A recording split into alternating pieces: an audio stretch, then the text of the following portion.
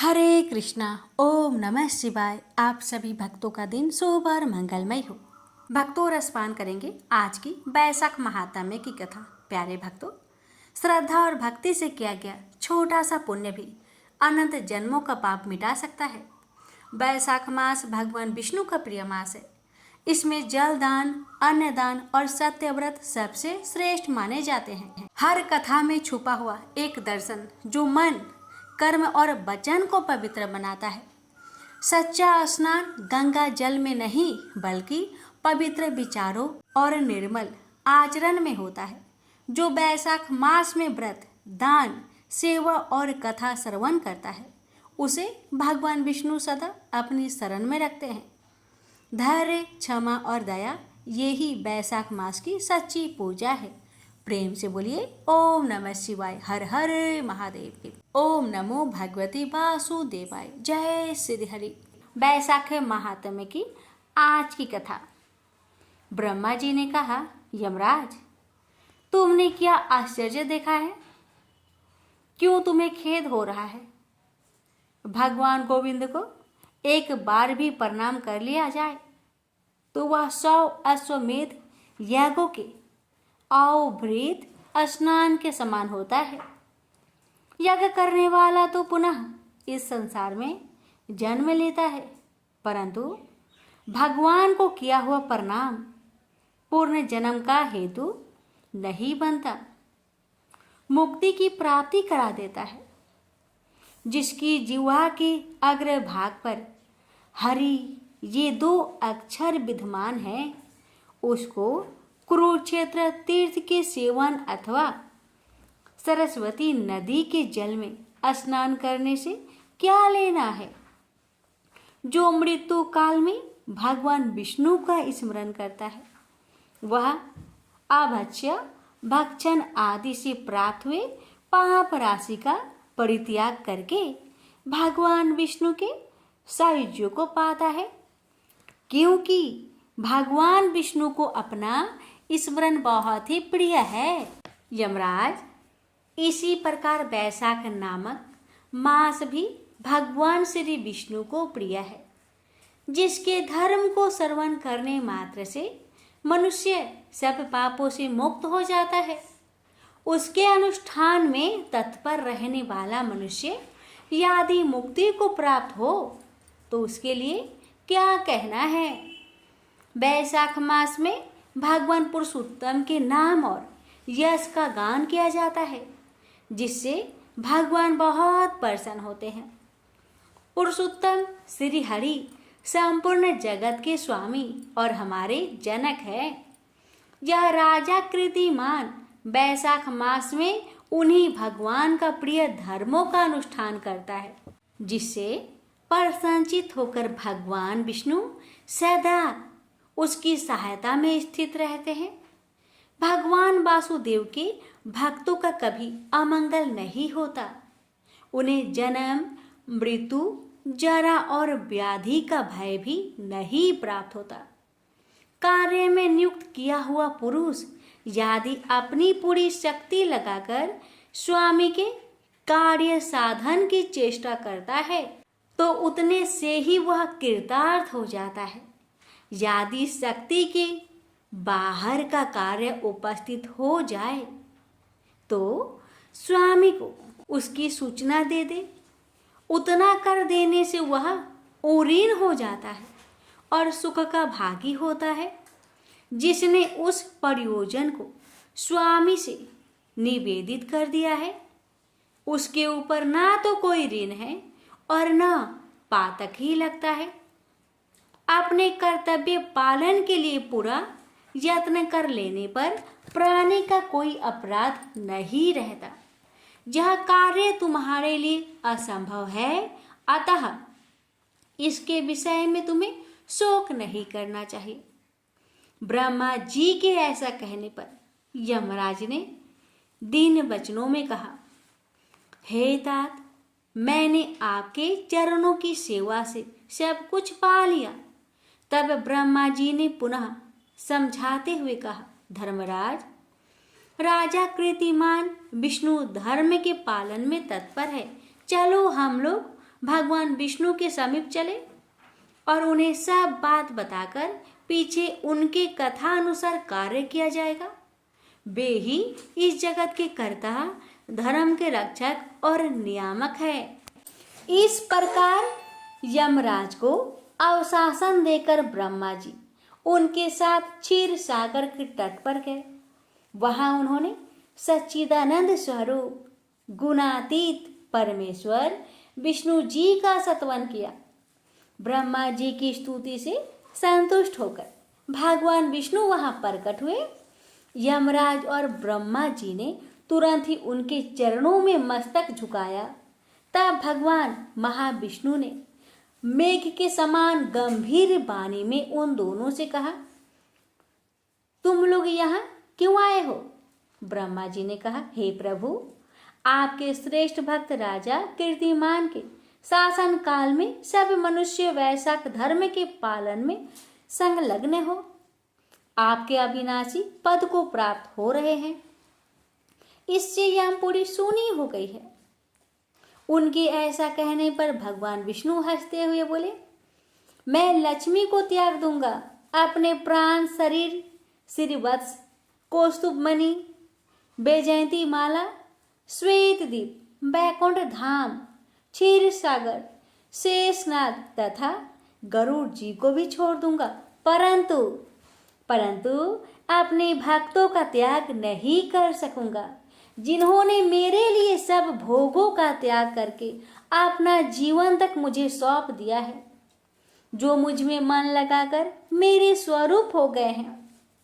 उन महाभाग भक्तों को मैं कैसे त्याग सकता हूँ? राजा कीर्तिमान की इस पृथ्वी पर मैंने 10,000 वर्षों की आयु दी है, उसमें से 8,000 वर्ष तो बीत गए हैं। शेष आयु और बीत जाने पर उसे मेरा सायुज्य प्राप्त होगा। उसके बाद पृथ्वी पर बेन नामक दुष्ट आत्मा राजा होगा, जो संपूर्ण वेदोक्त महाधर्मों का लोप कर देगा। उस समय बैसाख मास के धर्म भी छिन्न भिन्न हो जाएंगे। बेन अपने ही पाप से भस्म हो जाएगा। तत्पश्चात मैं पृथु होकर पुनः सब धर्मों का प्रचार करूंगा। उस समय लोगों में बैसाख मास के धर्मों का भी प्रसिद्ध करूंगा। सहस्त्रों मनुष्यों में कोई एक ऐसा होता है जो मुझ में अपने मन प्राण अर्पित करके अपना सर्वस्व मुझे समर्पित कर दे और मेरा भक्त हो जाए। जो ऐसा होता है वही मेरे धर्मों का प्रचार करता है। इस बैसाख मास में भी मैं बैसाख धर्म में तत्पर रहने वाले महात्मा पुरुषों तथा राजा के द्वारा समयानुसार तुम्हारे लिए भाग दिलाऊंगा। लोक में जो कोई भी बैसाख मास का व्रत करेंगे वे तुम्हें भाग देने वाले होंगे। उनके बैसाख मास में बताए हुए धर्म के पालन में तुम कभी विघ्न न उपस्थित करना। यमराज को इस प्रकार अवशासन देकर भगवान विष्णु वही अंतर ध्यान हो गए। ब्रह्मा जी भी अपने सेवकों के साथ सत्यलोक को चले गए। उनके बाद यमराज भी अपनी पुरी को पधारे। बैसाख मास की पूर्णिमा को पहले धर्मराज के उद्देश्य से जल से भरा हुआ घड़ा, दही और अन्न देना चाहिए। उसके बाद पितरों, गुरुओं और भगवान विष्णु के उद्देश्य से शीतल जल, दही, अन्न, पान और दक्षिणा फल के साथ कांसे के पात्र में रखकर ब्राह्मणों को देना चाहिए। भगवान विष्णु की दिव्य प्रतिमा बैसाख मास की महात्म्य कथा सुनने वाले दिन ब्राह्मणों को देनी चाहिए। उस धर्म वक्ता ब्राह्मण को अपने धन से भी पूजित करना चाहिए। राजा कीर्तिमान ने सब कुछ उसी प्रकार किया। उन्होंने पृथ्वी पर मनोवांछित भोग भोग कर शेष आयु पूर्ण होने के पश्चात पुत्र पौत्र आदि के साथ श्री विष्णु धाम को प्रस्थान किए। मिथिलापति ने कहा, हे महामते, दुरात्मा, राजा बैन प्रथम स्वयंभू मनवंतर में हुआ था और ये राजा इक्ष्वाकु कुलभूषण कृतिमान वैवस्वत मनवंतर के व्यातिक है। यह बात पहले मैंने आपके मुख से सुन रखी है, परंतु इस समय आपने और ही बात कही है कि यह राजा जब बैकुंठवासी हो जाएंगे उसके बाद राजा वैन उत्पन्न होगा। मेरे इस संचय को आप निवृत्त कीजिए। श्रुतदेव ने कहा, हे राजन, पुराणों में जो विषमता प्रतीत होती है वह युग भेद और कल्प भेद की व्यवस्था के अनुसार है। किसी कल्प में ऐसे ही हुआ होगा कि पहले राजा कृतिमान और पीछे बैन हुआ होगा। इसलिए कहीं कथाओं में समय की विपरीतता देखकर उसके अप्रामाणिक होने की आशंका नहीं करनी चाहिए। प्रेम से बोलिए जय श्री हरि। आज की महात्म्य कथा यहीं तक। भगवान आप सभी भक्तों की हर मनोकामना को पूर्ण करे। कथा सुनने वाले भक्तों पर अपनी कृपा सदा सर्वदा बनाए रखे। प्रेम से बोलिए विष्णु भगवान की जय, माता लक्ष्मी की जय। इसकी आगे की कथा सुनने के लिए चैनल को सब्सक्राइब करें। वीडियो अच्छी लगे तो वीडियो को शेयर करें। जय सिया राम, हरे कृष्णा।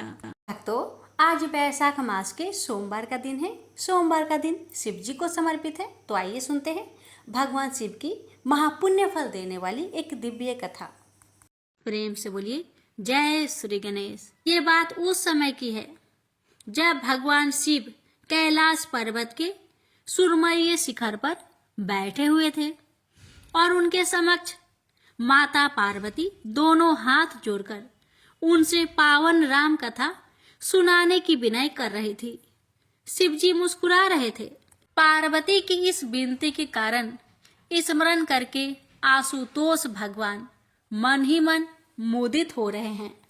यह उनके पूर्व जन्म का ही वृंदावन था जब वे सती रूप में भगवान शिव की अर्धांगिनी थी। उस दिन शिव सती दंडकारण्य की तपोभूमि का भ्रमण कर रहे थे। जब उन्होंने सीता वियोग में व्याकुल और रोते हुए राम को देखा था, शिव तो प्रभु की इस लीला पर रोमांचित हो उठे थे और सती की दृष्टि से छुपाकर उन्होंने राम को हाथ जोड़कर प्रणाम किया था। परंतु सती के तीक्ष्ण दृष्टि ने यह तार लिया। एक रुदन करते तपस्वी पर शिव जी की यह श्रद्धा और प्रतिक्रिया सती को आश्चर्य में डाल रही थी कि कौन था वह तपस्वी जो सर्व पूज्य शिव जी के लिए भी पूज्य था। सती का स्वभाव हठी और संकालु था, अतः सती ने शिव से प्रश्न कर ही लिया। शिव ने पहले तो टाल दिया, परंतु सती कहाँ मानने वाली थी। भगवान शिव ने सती को श्री राम जी की महिमा कह सुनाई तो सती को विश्वास ना हुआ कि शिव पत्नी वियोग में विलाप करते तपस्वी मनुष्य को श्री हरि का अवतार कह रहे हैं। सती ने परीक्षा लेने का विचार किया और शिव से अपने विचार बताए। शिव ने पहले तो मना किया, परंतु सती का हठ देखकर समझ गए कि यह प्रभु की प्रेरणा ही है जो सती ने सब जानते हुए भी हठ पकड़ ली है। अतः उन्होंने अनुमति दे दी। शिव बरगद के नीचे बैठ रहे और सती राम की परीक्षा लेने चल पड़ी। उन्होंने सीता का रूप धर लिया और राम की ओर बढ़ने लगी।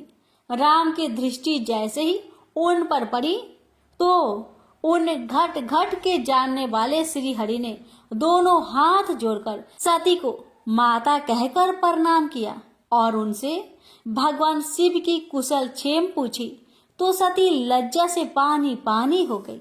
मन में बड़ा ही क्षोभ हुआ कि मैंने शिव जी की बात ना मानकर बड़ा अपराध किया। वे हृदय में गलानी लिए शिव जी के पास पहुंची तो भगवान शिव ने उनसे परीक्षा का परिणाम पूछा। सती की हृदय में शंका तो थी ही, भय भी था कि कहीं अनर्थ ना हो जाए। अतः झूठ ही बोल दिया कि उन्होंने कोई परीक्षा ही नहीं ली, परंतु शिव से क्या छुपा रह सकता था। उनके मन में बड़ा विषाद हुआ और उन्होंने श्री राम का स्मरण करते हुए उसी क्षण सती को अपने हृदय से त्याग दिया। सती को शीघ्र ही शिव के व्यवहार से यह आभास हो गया कि उनकी हठ धार्मिकता और स्त्री सुलभ मूर्खता ने अंततः अनर्थ कर ही डाला। दिन प्रतिदिन शिव की अपने प्रति विरक्ति से सती दग्ध हो रही थी, परंतु भूल तो अपनी ही थी। अतः सती मन ही मन श्री राम का स्मरण करती और अपने अपराध की क्षमा मांगते हुए उस देह से शीघ्र मुक्ति दिलाने की प्रार्थना करती। शिव के समीप रहकर भी वे शिव की नहीं थी। जो जीवन व्यर्थ था।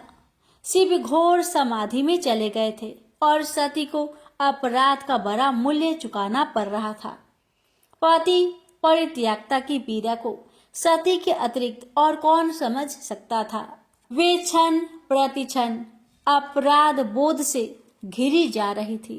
अंततः देव ने उनकी पीड़ा हरने के लिए एक समय चक्र बुन ही दिया। सती के पिता प्रजापति दक्ष ने एक बहुत बड़े यज्ञ का आयोजन किया, जिसमें सभी देवताओं को बुलाया गया, परंतु दक्ष ने देश के कारण शिव को निमंत्रण नहीं भेजा। सती को अपने पिता पर क्रोध आ गया, जो देवताओं के भी पूज्य है, जो देवाधिदेव है और जिनके बिना कोई यज्ञ पूर्ण नहीं हो सकता। उनका ऐसा तिरस्कार करके दक्ष ने अहंकार का परिचय दिया था। शिव ने भी समाधि संपन्न कर ली थी। अब वे शांति चित्त थे। उन्होंने प्रसन्नता पूर्वक सती को हरि कथा सुनाई। उन्हें दक्ष द्वारा किए अपमान का पता चला। उदार शिव तो मान अपमान से परे हैं, उन्हें इससे क्या, परंतु सती ने इसे प्रतिष्ठा का प्रश्न बना लिया। वे पुनः भूल कर रही थी और हट कर रही थी कि वे अपने पिता के यज्ञ में अवश्य ही जाएगी। शिव जान गए कि देव ने सती को परित्यागता की पीड़ा से मुक्ति देने का अवसर दिया है। होनी में हस्तक्षेप करना वे उचित नहीं समझते थे। अतः सती को यज्ञ में जाने की अनुमति देकर अपने गणों को उनके साथ भेज दिया। दक्ष के राजमहल में यज्ञ अपनी भव्यता के साथ आरंभ हो गया था। अनेक वेदियों के बीच में महावेदी बनी थी, जिसके चारों ओर विख्यात विद्वान ब्राह्मणों द्वारा मंत्र उच्चारण और समिधा समर्पण हो रहा था। सभी देवता अपने स्थानों पर आ विराजे थे, जबकि भगवान शिव का तो वहां आसन न था। यह सब देखकर सती के नेत्र क्रोध से जल उठे। देवाधिदेव का ऐसा तिरस्कार! सती ने अपने पिता ही नहीं बल्कि देव समाज को भी धिक्कारा, जो ऐसे यज्ञ में सम्मिलित होकर दक्ष के अपराध में भागीदार हो रहे थे। ऐसा सुनकर अहंकारी दक्ष तिलमिला गया और उसने शिव के बारे में कितनी ही अपमानजनक बातें कही। यह सुनकर सती का क्रोध चरम पर पहुंच गया और वे अपने रुद्र रूप में आ गई, जिसे देखकर देवता गण भी भयभीत हो गए। इसी अनिष्ट की आशंका ने सबको विचलित कर दिया था। सती ने अपने पिता के अपमान से दग्ध होकर उस देह को ही भस्म करने का निर्णय ले लिया और अपनी देह यज्ञ की महावेदी को समर्पित कर दी। सती की आत्मदाह करने से चारों ओर हाहाकार मच गया। देवता सन्न रह गए और सभा में सनसनी फैल गई।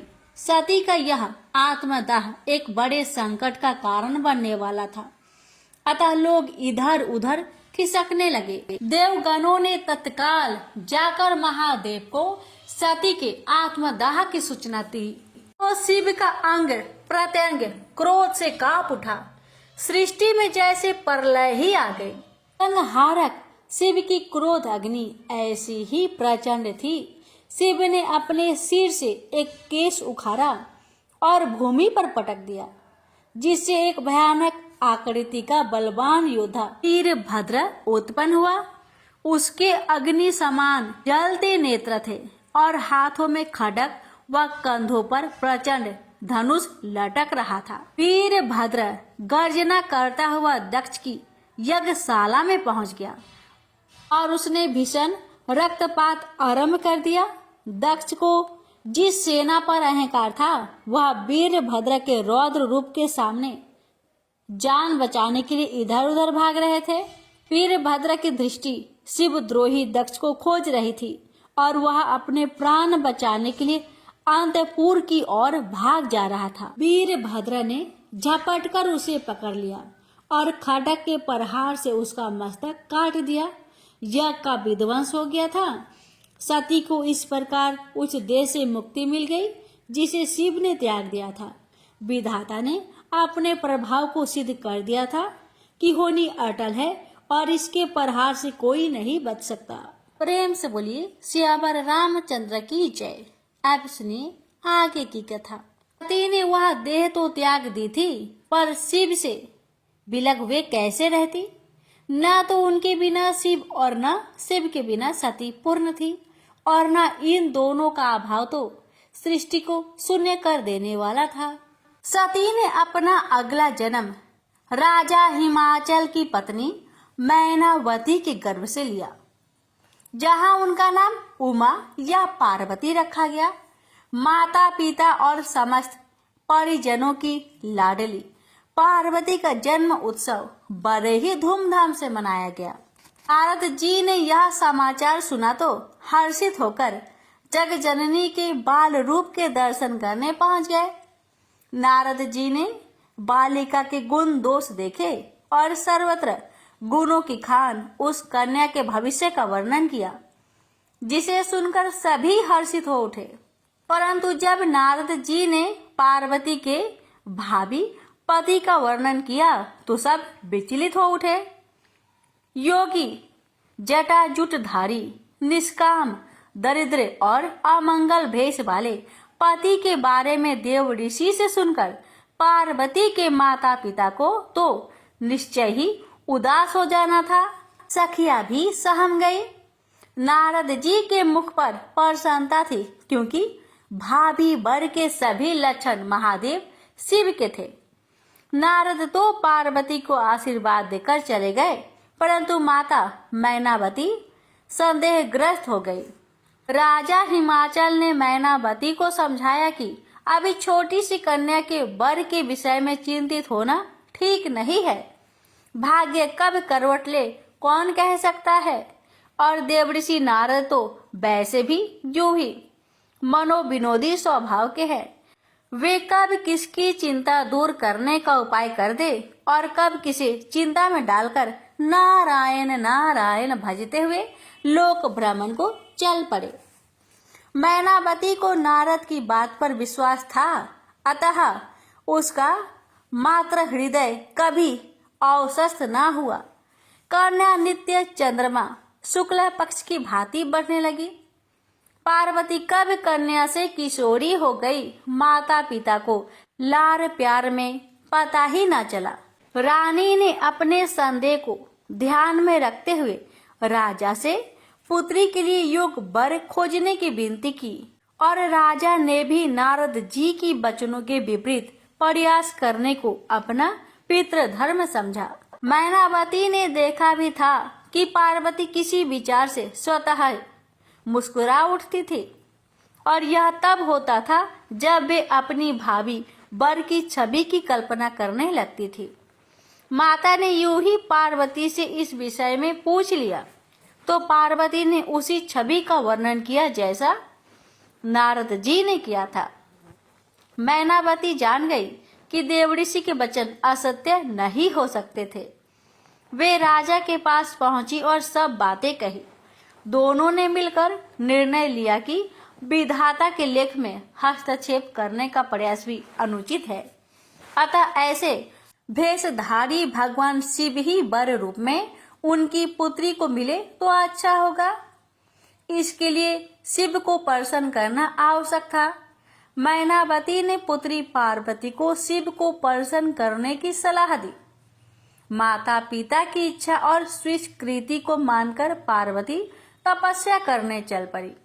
प्रजापति शिव को ध्यान में रखकर सुकोमल सुकुमारी पार्वती घोर तपस्या करने बैठ गई। बहुत समय तक कंद मूल खाकर फिर कठोर उपवास के द्वारा पार्वती ने शिव इच्छा में अपने शरीर को सुखा लिया।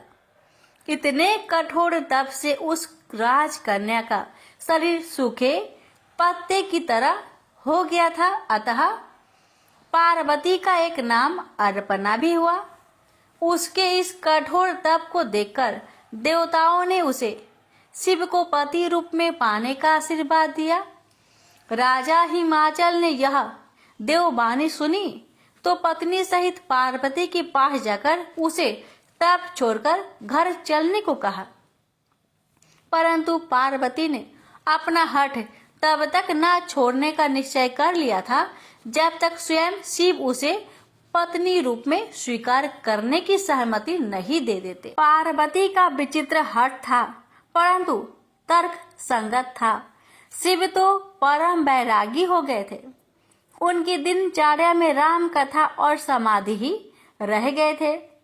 यह देखकर देवता विचलित हो उठे थे, क्योंकि तारकासुर नाम का दैत्य संसार को पीड़ा दे रहा था। उसकी मृत्यु केवल शिव पुत्र के द्वारा ही संभव थी और शिव पुत्र का जन्म तभी हो सकता था जबकि उनका विवाह हो जाए। शिव को विवाह के लिए मनाना भी कोई सरल कार्य नहीं था। वे विरकित के चरम बिंदु पर पहुंच गए थे। सभी देवगण मिलकर शिव को मनाने पहुंचे और भांति भांति से उनकी स्तुति करने लगे। महादेव प्रसन्न हुए और उन्होंने देवगणों से वहां आने का कारण पूछा। देवगणों ने तारकासुर के अत्याचारों से पीड़ित संसार की व्यथा सुनाई और वह उपाय भी वर्णन किया जो हो सकता था। भक्तों के सदा सहायक भोलेनाथ शिव तो जगत कल्याण के लिए ही विख्यात है। देवताओं और संसार को निर्भय करने के लिए उन्होंने बिना विचार किए तुरंत ही सहमति तो दे ही दी, परंतु इस शर्त पर कि वे पहले पार्वती की प्रेम की परीक्षा लेंगे तभी उन्हें अंगीकार करेंगे। भगवान शिव ने सप्त ऋषियों को पार्वती के अपने प्रति अनुराग की परीक्षा लेने के लिए भेजा। सब जानते थे कि यह मिलन निश्चित है, परंतु महादेव की लीला भी तो देखनी थी। सप्तऋषि पार्वती को भांति भांति से तप से डिगाने का प्रयास करने लगे। उन्हें शिव के दोषों के विषय में भांति भांति से भ्रमित किया और नारद जी के विषय में भी तरह तरह के बातें बनाकर उन्हें उनके पद से विचलित करने का प्रयास किया। नारद जी तो जिसे उपदेश देते हैं उसकी मति ही फेर देते हैं और उसे कहीं का नहीं छोड़ते। दक्ष पुत्रों को उपदेश देकर बैरागी बना दिया। बेचारे फिर कभी लौटकर घर न आए। चित्रकेतु को पहले पुत्र सुख दिया और फिर पुत्र शोक। हिरण्यकशिपु को भी उपदेश देकर मरवा डाला। हे पार्वती, नारद जी के उपदेश को सुनकर मानकर अच्छे अच्छे विद्वान भी घर बार से हाथ धो बैठते हैं। नारद तो चाहते हैं कि जैसे वे वैसे ही सब हो जाए, अतः उनकी सीख मानकर यह हठ ना करो। पार्वती टस से मस नहीं होती तो सप्त ऋषियों ने उन्हें प्रलोभन दिया कि वे शिव के प्रति हठ को छोड़कर श्री विष्णु का तप करे तो वे शीघ्र प्रसन्न हो जाने वाले हैं और शिव से ही कहीं अधिक गुणवान हैं। पार्वती अडिंग रही। शैलपुत्री है तो डिगती कैसे? पार्वती ने विनय करके सप्त ऋषियों को वहां से जाने को कहा। सभी ने उनके शिव प्रेम की प्रशंसा की और जाकर शिव को सारा वृत्तांत कहा। शिव ऐसे प्रेम पर पुलकित हो गए। उन्होंने पार्वती को स्वीकार करने को सहमति दे दी तो देवताओं की हर्ष का ठिकाना ना रहा। इस अवसर के लिए उन्होंने क्या क्या उपाय नहीं किए थे। बेचारे कामदेव को तो शिव की क्रोध अग्नि में अपना देह से हाथ धोना पड़ गया था। ब्रह्मा जी ने तत्काल सप्त ऋषियों को राजा हिमाचल के यहाँ भेज दिया।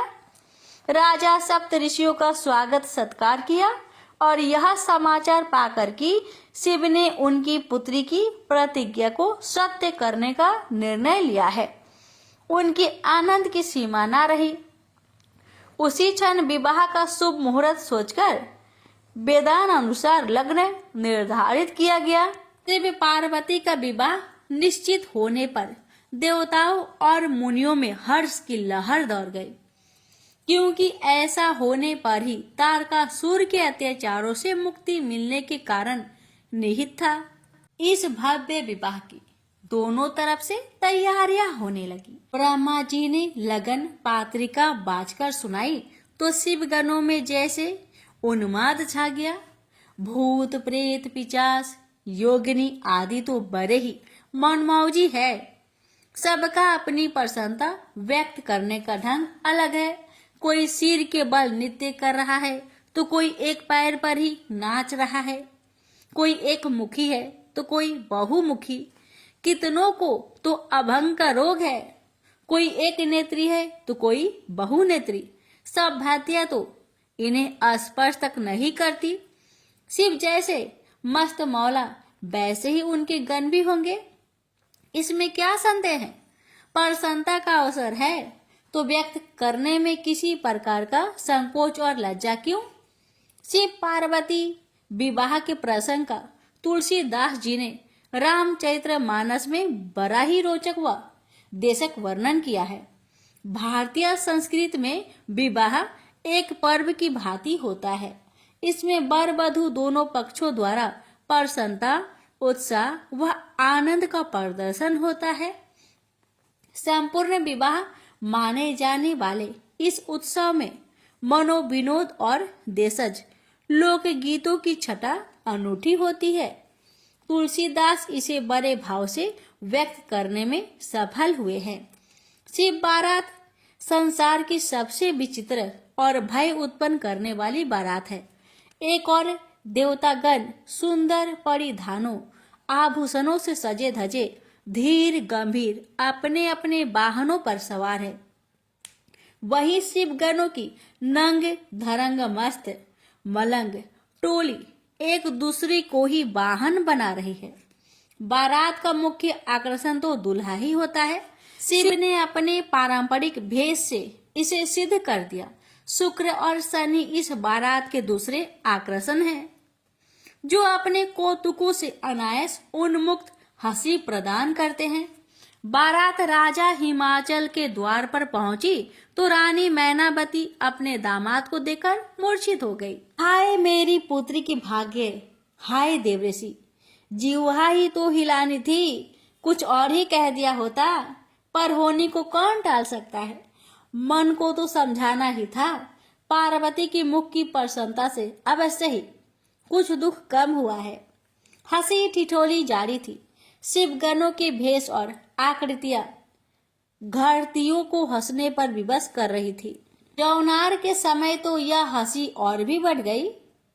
शुक्र और शनि खाते नहीं अघाते। सब हजम लोक गीतों में पिरोई गालियां उन्हें और भी आनंद दे रही थी। हिमाचल की प्रजा और इस विवाह के साक्षी बड़े पुण्यवान हैं, जो बिना प्रयास के ही देव दर्शन हो रहे हैं। शिव पार्वती का विवाह विधि विधान से संपन्न हुआ। आज संसार शिवमय हो गया है। तारकासुर चिंतित हो उठा।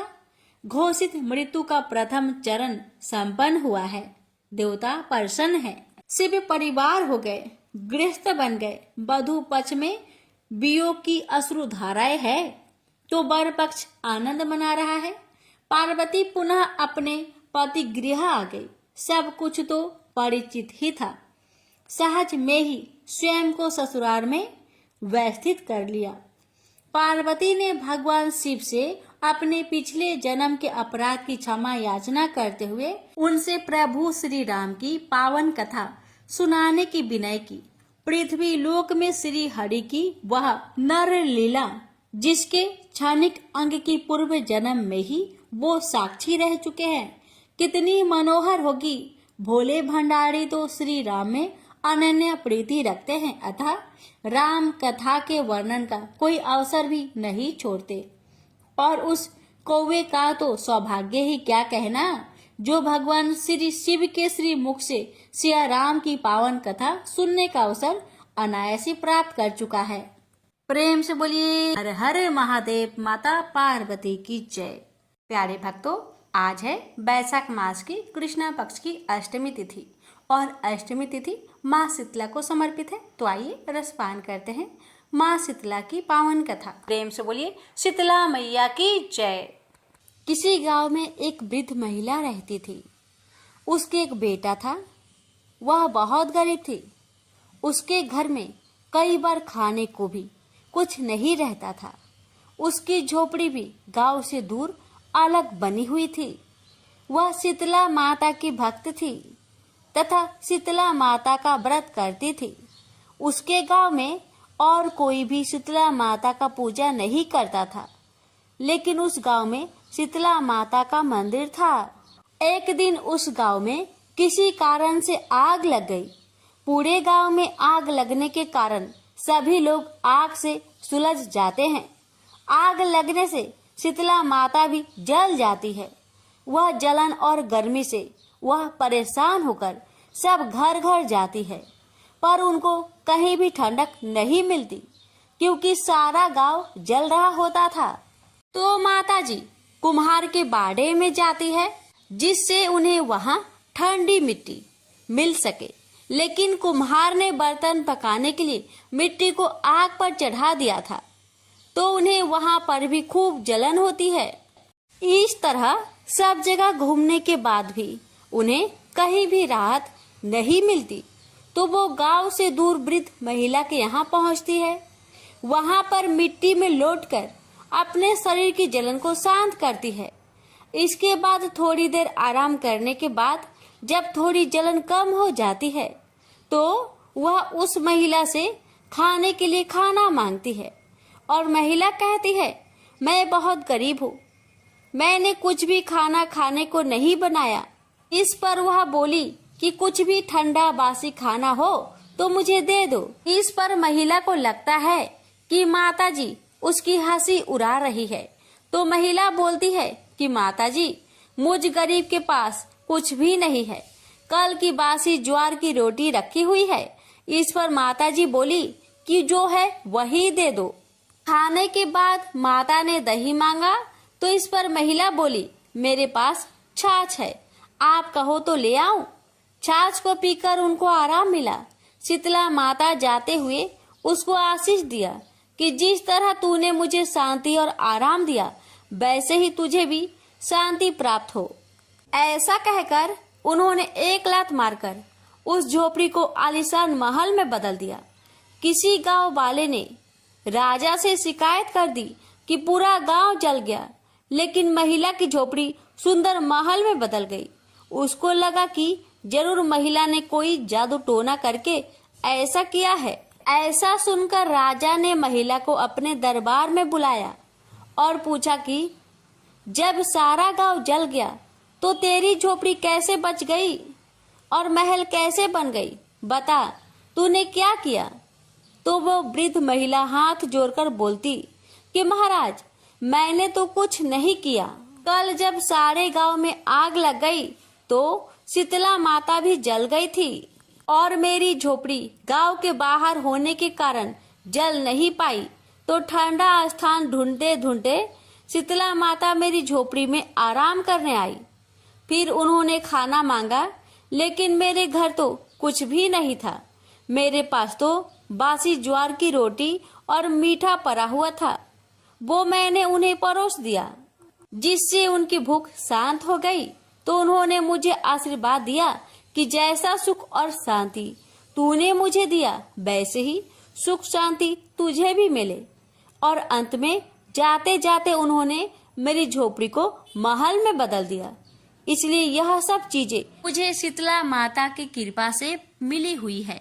उसी दिन से राजा ने पूरे गांव में मुनादी करवा दी कि होली के बाद आने वाली सप्तमी को शीतला सप्तमी का व्रत बसोरा के नाम से जाना जाएगा और एक दिन पहले का बना हुआ ठंडा बासी खाना खाएंगे और उस दिन से सब शीतला माता की पूजा करते और बासी खाते हैं। इस कथा को पढ़ने से घर की दरिद्रता का नाश होने के साथ ही सभी मनोकामना पूरी होती है। इस कथा को सप्तमी हो या फिर अष्टमी हो, दोनों दिन श्रवण किया जाता है। प्रेम से बोलिए शीतला माता की जय। एक बार एक राजा के एक लौते पुत्र को शीतला निकल गई, यानी कि चेचक निकल गई। उसी की राज्य में एक काछी पुत्र को भी शीतला निकली हुई थी। काछी परिवार बहुत गरीब था, पर भगवती का उपासक था। वह धार्मिक दृष्टि से जरूरी समझे जाने वाले सभी नियमों को बीमारी के दौरान भी भली भांति निभाता रहा। घर में साफ सफाई का विशेष ख्याल रखा जाता था। नियम से भगवती की पूजा होती थी। नमक खाने पर पाबंदी थी। सब्जी में ना तो छौंक लगता था और ना कोई वस्तु भुनी तली जाती थी। गरम वस्तु न वह स्वयं खाता, न शीतला वाले लड़के को देता था। ऐसा करने से उसका पुत्र शीघ्र ही ठीक हो गया। उधर जब राजा के लड़के को शीतला का प्रकोप हुआ, तब से उसने भगवती के मंडप में सतचंडी का पाठ शुरू कर रखा था। रोज हवन व रोज बलिदान होते थे। राज पुरोहित भी सदा भगवती की पूजन में निमग्न रहते थे। राजमहल में रोज कढ़ाई चढ़ती, विविध प्रकार के गर्म स्वादिष्ट भोजन बनते। सब्जी के साथ कई प्रकार के मांस भी पकते थे। इसका परिणाम ये होता कि उन लजीज भोजनों के गंध से राजकुमार का मन मचल उठता। वह भोजन के लिए जिद करता। एक तो राजपुत्र और दूसरे एकलौता। इस कारण उसकी अनुचित जिद भी पूरी कर दी जाती थी। इस पर शीतला माता का कोप घटने के बजाय बढ़ने लगा। शीतला के साथ साथ उसे बड़े बड़े फोड़े भी निकलने लगे, जिनमें खुजली व जलन अधिक होती थी। शीतला की शांति के लिए राजा जितने भी उपाय करता, शीतला का प्रकोप उतना ही बढ़ता जाता, क्योंकि अज्ञानतावश राजा के यहाँ सभी कार्य उल्टे हो रहे थे। इससे राजा और अधिक परेशान हो उठा। उसकी समझ में नहीं आ रहा था कि इतना सब होने के बाद भी शीतला का प्रकोप शांत क्यों नहीं हो रहा है। एक दिन राजा के गुप्तचरों ने उन्हें बताया कि काछी पुत्र को भी शीतला निकली थी, पर वह बिल्कुल ठीक हो गया है। यह जानकर राजा सोच में पड़ गया कि मैं शीतला की इतनी सेवा कर रहा हूँ, जब अनुष्ठान में कोई भी कमी नहीं रह रहा, पर मेरा पुत्र अधिक रोगी होता जा रहा है, जबकि काछी पुत्र बिना सेवा पूजा के ही ठीक हो गया। इसी सोच में उसे रात भर नींद न आई। श्वेत वस्त्र धारिणी भगवती ने उसे सपने में दर्शन देकर कहा, हे राजन, मैं तुम्हारी सेवा अर्चना से प्रसन्न हूँ, इसलिए आज भी तुम्हारा पुत्र जीवित है। इसके ठीक न होने का कारण यह है कि तुमने शीतला के समय पालन करने योग्य नियमों का उल्लंघन किया है। तुम्हें ऐसी हालत में नमक का प्रयोग बंद करना चाहिए। नमक से रोगी के फोड़ों में खुजली होती है। घर की सब्जियों में छौंक नहीं लगाना चाहिए, क्योंकि इसकी गंध से रोगी का मन वस्तुओं को खाने के लिए ललचाता है। रोगी का किसी के पास आना जाना मना है, क्योंकि यह रोग औरों को भी होने का भय रहता है। अतः इन नियमों का पालन कर तेरा पुत्र अवश्य ठीक हो जाएगा। विधि समझाकर देवी माता अंतर्ध्यान हो गई।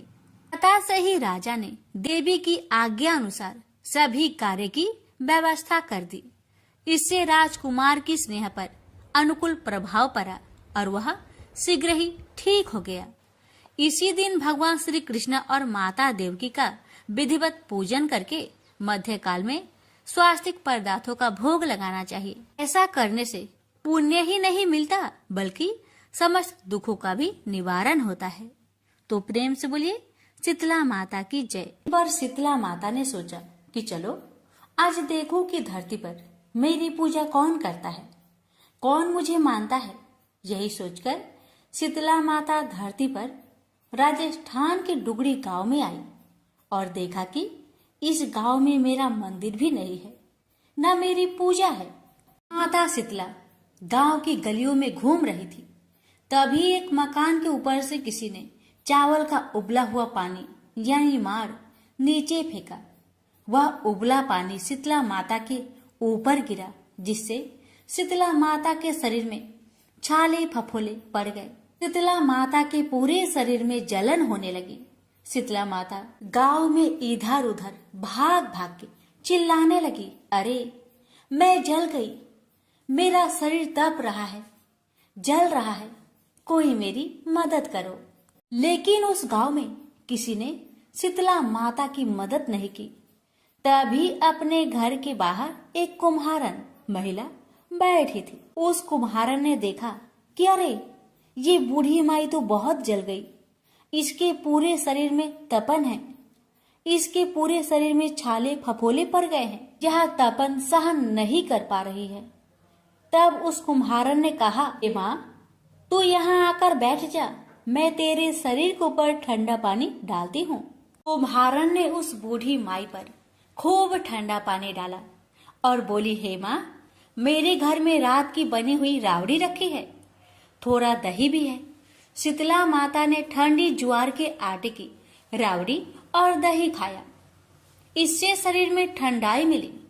तब उस कुम्हारन ने कहा, आ माँ बैठ जा, तेरे सिर के बाल बिखरे हैं, ला मैं तेरी चोटी गुथ देती हूँ। और कुम्हारन माई की चोटी गुथने हेतु ही बालों में करती रही। अचानक कुम्हारन की नजर उस बूढ़ी माई के सिर के पीछे पड़ी तो कुम्हारन ने देखा कि एक आंख बालों के अंदर छुपी है। यह देखकर वह कुम्हारन डर के मारे घबराकर भागने लगी। तभी उस बूढ़ी माई ने कहा, रुक जा बेटी, तू डर मत, मैं कोई भूत प्रेत नहीं हूँ, मैं शीतला देवी हूँ। मैं तो इस धरती पर देखने आई थी कि मुझे कौन मानता है, कौन मेरी पूजा करता है। इतना कहा माता 4 भुजा वाली हीरे जवाहरत के आभूषण पहने, सिर पर स्वर्ण मुकुट धारण किए अपने असली रूप में प्रकट हो गई। माता के दर्शन कर कुम्हारन सोचने लगी कि अब मैं गरीब इस माता को कहाँ बैठाऊं। तब माता बोली, हे बेटी तू किस सोच में पड़ गई।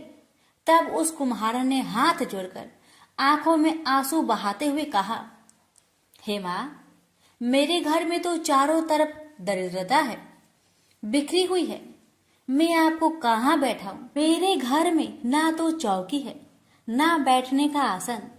तब शीतला माता प्रसन्न होकर उस कुम्हारन के घर पर खड़ी हुई। गधे पर बैठकर एक हाथ में झाड़ू, दूसरे हाथ में डलिया लेकर उस कुम्हारन के घर की दरिद्रता को झाड़कर डलिया में भरकर फेंक दिया और उस कुम्हारन से कहा, बेटी मैं तेरी सच्ची भक्ति से प्रसन्न हूँ, अब तुझे जो भी चाहिए मुझसे वरदान मांग ले। तब कुम्हारन ने हाथ जोड़कर कहा, हे माता मेरी इच्छा है अब आप इसी डुगड़ी गांव में स्थापित होकर यहीं रहो और जिस प्रकार आपने मेरे घर की दरिद्रता को अपनी झाड़ू से साफ कर दूर किया, ऐसे ही आपको जो भी होली की बात की, सप्तमी को भक्ति भाव से पूजा कर आपकी ठंडा जल, दही व बासी ठंडा भोजन चढ़ाए, उसके घर की दरिद्रता को साफ करना और आपकी पूजा करने वाली नारी जाति का अखंड सुहाग रखना, उसकी गोद हमेशा भरी रखना। साथ ही जो पुरुष शीतला सप्तमी को नाई के यहाँ बाल ना कटवाए, धोबी को कपड़े धुलने ना दे और पुरुष भी आप पर ठंडा जल चढ़ाकर, नारियल फूल चढ़ाकर परिवार सहित ठंडा बासी भोजन करे, उसके काम धंधे व्यापार में कभी दरिद्रता न आए। तब माता बोली, तथास्तु। हे बेटी जो जो तुमने वरदान मांगे मैं सब तुझको देती हूँ। हे बेटी तुझे आशीर्वाद देती हूँ कि मेरी पूजा का मुख्य अधिकार इस धरती पर सिर्फ कुम्हार जाति का ही होगा। तभी उसी दिन से डुगड़ी गांव में शीतला माता स्थापित हो गई और उस गांव का नाम हो गया सील की डुगड़ी। सील की डुगड़ी भारत का एकमात्र मुख्य मंदिर है। शीतला सप्तमी पर वहाँ बहुत विशाल मेला लगता है। इस कथा को पढ़ने से या श्रवण करने से दरिद्रता का नाश होने के साथ सभी मनोकामनाएं पूरी होती है। जय माँ शीतला सबका कल्याण करे। अब आइए प्यारे भक्तों, हम सुनते हैं माता दुर्गा की कथा। माता की कृपा पाने के लिए कथा को अवश्य सुनिएगा। प्रेम से बोलिए दुर्गा माता की जय। प्राचीन काल में धरती पर दुर्गम नाम का एक दैत्य निवास करता था। वह बड़ा दुर्दांत और अत्याचारी था। बल भी उसके शरीर में अपरिमित था। वह जब जोर से हंसता था तो उसके मुख से अग्नि की चिंगारियां निकलती थी। दुर्गम ऋषि मुनियों और संतों पर अपना अधिकार स्थापित करना चाहता था। उन्हें अपने संकेत पर चलाना चाहता था, पर प्रयत्न करने पर भी उसकी यह इच्छा पूरी नहीं हो पाती थी। कारण ये था कि ऋषि मुनियों के पास वेदों का ज्ञान था, सिद्धियां थी। दुर्गम जब भी आक्रमण करता था वह उनकी सिद्धियों और शक्तियों से पराजित हो जाता था। उसने सोचा कि जब तक ऋषियों मुनियों के पास वेद रहेंगे वह उन पर आधिपत्य स्थापित नहीं कर सकेगा। किसी प्रकार उनसे वेद छीन लेने चाहिए। यह सोचकर वह वेद प्राप्त करने के लिए ब्रह्मा जी की तपस्या करने लगा। उसे तप करते करते 100 वर्ष बीत गए। उसकी कठिन तपस्या को देखकर ऋषि मुनि भयभीत हो उठे। वेदों के पंडित कांपने लगे। उन्होंने एक साथ मिलकर दुर्गम के तप को भंग करने का बड़ा प्रयत्न किया, पर दुर्गम हिमालय की तरह अपने स्थान पर अडिग बना रहा। दुर्गम ने अविचलित रूप से 1000 वर्षों तक तप किया। आखिर ब्रह्मा जी का आसन हिला। उन्होंने प्रकट होकर दुर्गम से कहा, वत्स, मैं तुम्हारी तपस्या से प्रसन्न हूँ, बोलो तुम्हें क्या चाहिए। दुर्गम ने ब्रह्मा जी को प्रणाम करते हुए कहा, भगवान, यदि आप मेरी तपस्या से प्रसन्न हैं तो मुझे वेद चाहिए। ब्रह्मा जी वरदान देकर चले गए। वेद दुर्गम के पास आ गए। ऋषि मुनि वेद ज्ञान से वंचित हो गए। उनकी सिद्धियां और शक्तियां लुप्त हो गई। यज्ञ बंद हो गए। यज्ञों में दी जाने वाली हवैया भी बंद हो गई। हवैयों से परिपुष्ट होने वाले देवता निर्बल हो गए। दुर्गम ने देवलोक पर आक्रमण करके सहज ही उसे अपने अधिकार में ले लिया। देवता देवलोक छोड़कर भाग गए। उधर धरती पर पानी न बरसने के कारण अकाल पड़ गया। मनुष्य, पशु, पंछी सभी जल और अन्न के अभाव में भूखे मरने लगे। चारों ओर हाहाकार मच गया। भूख से व्याकुल प्रजा राजा के द्वार पर पहुंची, पर राजा के भंडार में भी अन्न का नाम तक नहीं था। राजा दुखी प्रजाजनों के साथ ऋषियों के पास गया। ऋषियों ने कहा, राजन, हम क्या कर सकते हैं? हम वेद मंत्रों को भूल गए हैं। ब्रह्मा जी के वरदान से वेद दुर्गम के पास चले गए हैं। पृथ्वी पर न यज्ञ हो रहे हैं, न देवताओं को हविया दी जा रही है। देवता निर्बल हो गए हैं। वे कुछ भी नहीं कर सकते। इस महासंकट को दूर करने के लिए क्या किया जाए, सोच विचार होने लगा। आखिर निश्चय हुआ कि हम सबको शक्ति की आराधना करनी चाहिए। राजा, प्रजाजन और ऋषि मुनि नदी तट पर उपस्थित हुए और अंतरकंठ से देवी को पुकारने लगे, माँ, हम दुखियों की रक्षा करो, हम तुम्हारी शरण में हैं। इस महाभयानक संकट की घड़ी में तुम्हें छोड़कर हमारा और कोई सहायक नहीं है। माँ, हे जगजननी, हम पर दया करो, हमें इस संकट से उबारो। अंतरकंठों की पुकार से भगवती दुर्गा द्रवित हो उठी। वे 1000 भुजाओं के साथ प्रकट हुई। उनके बहुत से नेत्र थे। वे अपने हाथों में भांति भांति के अस्त्र शस्त्र धारण किए हुए थी। उनकी आंखों से आंसुओं की बूंदें गिरने लगी। उन बूंदों ने प्रचंड धारा का रूप धारण कर लिया। धारा वेग से ऊपर उठी और देवलोक में जा पहुंची। दुर्गम उस प्रचंड धारा को देखकर भयभीत हो उठा। वह देवलोक छोड़कर भाग खड़ा हुआ। उसके हाथ से वेद छूट गए। धारा वेदों को लेकर धरती पर लौट आई। उसने वेदों को ऋषि मुनियों को सौंप दिया। ऋषि मुनियों ने माँ दुर्गा से प्रार्थना की, माँ अब आप हमें छोड़कर ना जाए, यहीं धरती पर निवास करें। भगवती दुर्गा ने ऋषि मुनियों की प्रार्थना स्वीकार कर ली। वे अपने लोक न जाकर धरती पर ही रह गई। कहते हैं, हारपुर की शाकंभरी देवी वही देवी है जिनके आंसुओं की प्रचंड धारा में दुर्गम सदा सदा के लिए लुप्त हो गया था और जिन्होंने उससे वेद छीनकर पुनः ऋषियों को सौंप दिए थे। प्रेम से बोलिए दुर्गा माता की जय। दर्शान एक बहुत ही सुंदर और वैभवपूर्ण राज्य था। वहाँ की धरती सोना उगलती थी। राज्य भर में दूध की नदियां बहती थी। कोई दुखी नहीं था। चारों ओर सुख का बसंत छाया हुआ था। राज्य के सभी लोग धर्म में और ईश्वर में बड़ी आस्था रखते थे। दर्शन राज चारू वर्मा भी बड़ा न्यायी था। प्रजा का पालन पुत्र के समान करता था। कोई किसी को न तो दुख दे सकता था न हानि पहुंचा सकता था। चारू वर्मा का न्याय दंड सबके मस्तक पर घूमता रहता था। राजा को किसी प्रकार का कोई दुख नहीं था, किंतु फिर भी वह बराबर चिंतित रहता था। उसके कोई संतान नहीं थी। उसकी राज महिषी के हृदय में भी सदैव चिंता और दुख की लहरें उठा करती थी। राजा और रानी ने संतान पाने के लिए देवी देवताओं का पूजा आराधना की। साधु महात्माओं के द्वार खटखटाए, किंतु कामना के वृक्ष में फल नहीं लगे। ज्यों ज्यों दिन बीतते गए चिंता भी बढ़ने लगी। चारू वर्मा के पुरोहित का नाम था मधुचंद। मधुचंद बड़े त्यागी थे। वे बस्ती के बाहर कुटिया बनाकर रहते थे। थोड़ी सी भूमि थी, उसी में वे अन्न उपजाते थे और जो कुछ पैदा होता था उसी से अपना जीवन निर्वाह करते थे। राजपुरोहित चारू वर्मा के दुख से अवगत थे।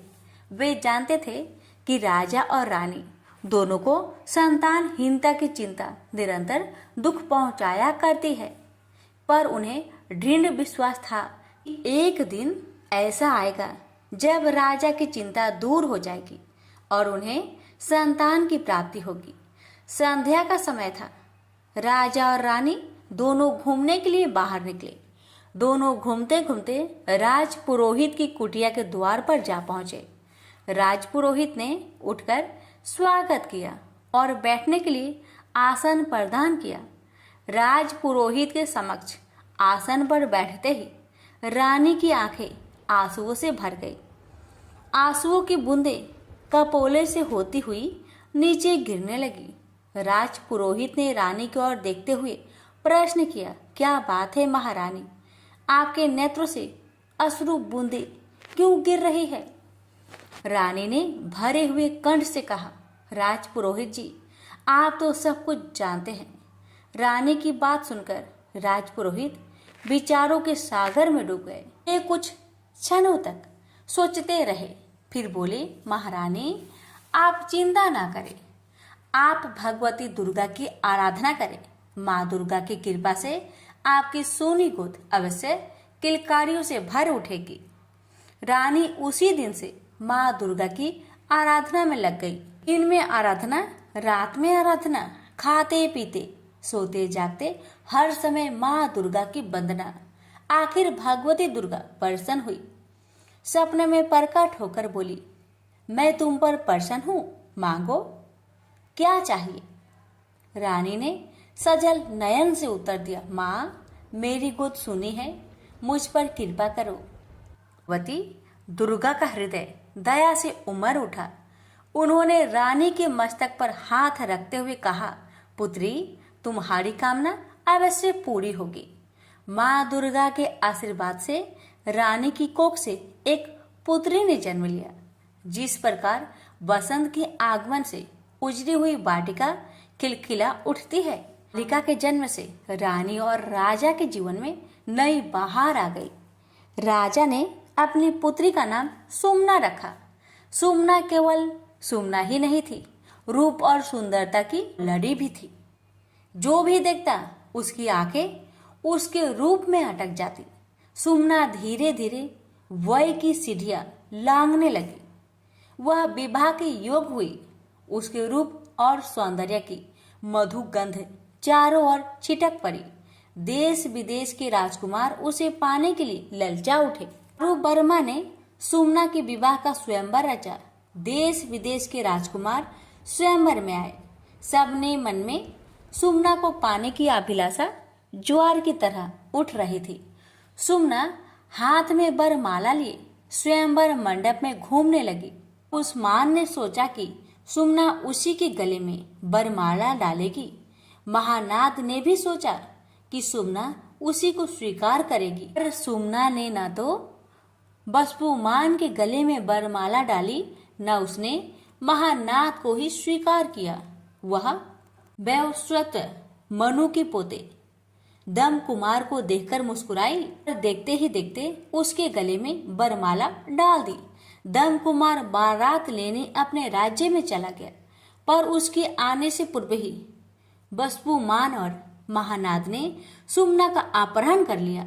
वे उसे एक वन में ले गए और कड़े पहरे में रखकर उसे अपनी पत्नी बनाने के लिए विवश करने लगे।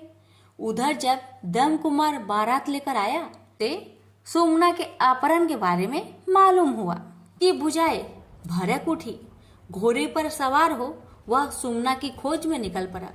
वह घोड़े को बेग से दौड़ाता हुआ वन में उस जगह जा पहुंचा जहां सुमना कड़े पहरे में रखी हुई थी। दम कुमार हाथ में खड़क लेकर बसपुमान और महानाद पर टूट पड़ा। भयंकर युद्ध होने लगा। दम कुमार अकेला था। उधर वपुष्मान और महानाद के साथ थे। उनके कई साथी दम कुमार धीरे धीरे थकने लगे। ऐसा लगा जैसे वह रण के मैदान में गिर पड़ेगा। व्याकुल हो उठी। उसने सजल आंखों से भगवती दुर्गा का स्मरण किया। माँ, मेरे सौभाग्य की रक्षा करो। माँ दुर्गा की कृपा से दम कुमार की थकी हुई भुजाओं में नया जोश लहर उठा। वह काल की तरह प्रचंड बनकर शत्रु पर टूट पड़ा। देखते ही देखते उसने सबको मौत के घाट उतार दिया। इस समय चारू वर्मा भी अपने सैनिकों के साथ वहां आ पहुंचा। उसने दम कुमार की पीठ थपथपाते हुए कहा, मुझे तुम पर गर्व है। सुमना ने तुम्हारा ठीक ही वरण किया है। माँ दुर्गा की कृपा से चारू वर्मा ने बड़ी धूमधाम के साथ सुमना का विवाह दम कुमार के साथ कर दिया। फिर दोनों का जीवन उसी प्रकार व्यतीत हुआ जिस प्रकार बसंत के दिनों में वृक्षों की डालियां विकसित होती है। प्रेम से बोलिए भगवती दुर्गा की जय। अब रसपान करें सभी व्रत में सुनी जाने वाली गणेश जी की कथा और अंत में सुनेंगे शीतला मैया की आरती। एक बार एक नगर में एक मालिन रहती थी। उसके पति चल बसे थे। उसका एक 4 साल का पुत्र था। उसकी सास कठोर हृदय की स्त्री थी। वह बहू को बहुत तकलीफ देती थी। एक दिन सास ने बहू और पोते को घर से निकाल दिया। वे दोनों रोते हुए चलते चलते एक जंगल में जा पहुंचे। वहां एक बड़े पेड़ के नीचे बैठ गए। वहां से थोड़ी दूर पर एक गणेश जी का मंदिर था। वहां बहुत लोग गणेश जी के दर्शन करने आते थे। दर्शन करके गणेश जी को प्रसाद चढ़ाते, फिर वह प्रसाद सबको बांट देते थे। इस प्रसाद से माँ बेटे का गुजारा होने लगा। दोनों गणेश जी की पूजा पाठ में लग गए। एक दिन उन्होंने सोचा क्यों ना हम भी जंगल से फूल लाकर बेचे। वे रोज जंगल से फूल लाकर उसकी माला बनाकर बेचने लगे। साथ में पूजा की सामग्री और प्रसाद भी बेचने लगे। इससे उनको आमदनी होने लगी। गणेश जी की कृपा से आमदनी बढ़ने लगी। जल्दी ही उन्होंने एक मकान और एक दुकान बना लिया। एक राजा की लड़की मंदिर में रोज पूजा करने आती थी। मालिन के बेटे को देखकर राजकुमारी उस पर मोहित हो गई और उससे विवाह करने की सोचने लगी। उसने अपनी भाभी से अपने मन की बात कही। भाभी अनुभवी थी। उसने कहा, ये तो मालिन का बेटा है, और तुम एक राजा की बेटी हो। यदि तुमने उससे विवाह किया तो तुम्हारी बहुत बेइज्जती होगी। पर राजकुमारी अपनी बात पर अड़ी रही। उसने कहा, मैंने तो प्रतिज्ञा कर ली है कि उसी से विवाह करूंगी। भाभी ने घर जाकर सारी बात राजा को बता दी। राजा ने मना नहीं किया और विवाह के लिए तैयार हो गए। उन्होंने बड़े धूमधाम से बेटी का विवाह मालिन के बेटे के साथ कर दिया। मालिन ने सबसे पहले बेटे बहू को गणेश जी के मंदिर में ले जाकर पूजा पाठ करवाया और गणेश जी का आशीर्वाद दिलवाया। इसके बाद पूरे नगर में यह बात फैल गई कि गणेश जी की पूजा करने से सब दुख कष्ट दूर हो जाते हैं। यह बात सुनते ही नगर के सभी लोग मंदिर आने लगे। मालिन और उसके बेटे की बिक्री और बढ़ गई। उधर उसकी सास के बुरे दिन आ गए। अन्नदाता उससे रूठ गई और वह भूखे मरने लगी। एक दिन वह रोती धोती उसी गणेश जी के मंदिर में आ पहुंची। वह मालिन के बेटे से बोली, मैं भूखी हूँ, मुझे रोटी कपड़ा दे देना, इसके बदले मैं तुम्हारे सारे काम कर दूंगी। लड़के को दया आ गई और उसे काम पर रख लिया। उसने अपनी दादी को नहीं पहचाना। जब मालिन घर आई तो उसने सास को पहचान लिया।